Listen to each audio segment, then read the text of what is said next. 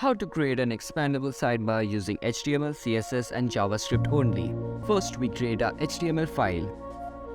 We create our HTML head and body tags.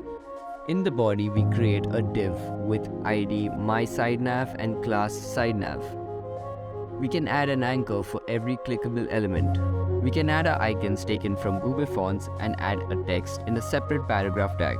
We must set the logo span class to logo and icons to icon and paragraph to nav text. Make sure you add the necessary Google font code between the head tags. Now we begin with the styling. For the navigation bar, I added a background color of black, height 100%, width 250 pixels, position as fixed, Z-index as 1, top and left as 0, and added a little padding. For the anchors, set the display as flex and flex direction to row.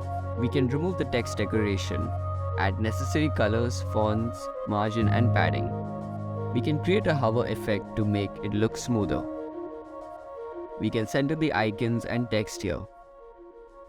Our logo can get some color here.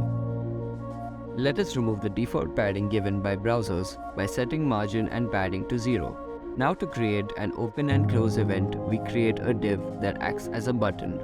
We put all the elements inside this so that the navigation bar can expand and retract whenever we click on the side nav. For this, we set the close button's position to absolute and set the width and height to 100%. It's time to add the JavaScript necessary to expand and retract the side navigation bar. We create a function called extend that toggles between functions openNav and closeNav. We must create a div with ID main under the nav bar. All the content of the website goes here. I added some styling to it and gave the body some background color. When the navbar expands, the navbar width and main margin goes to 250 pixels, and the navbar width goes to 70 pixels when retracted. In the body tag, we run the function close button when the HTML page loads. Now the navbar should expand and retract on click.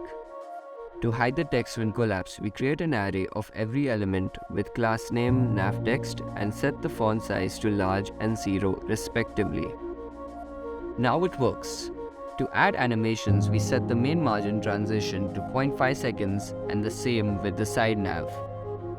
Now you have a working expandable side navigation bar.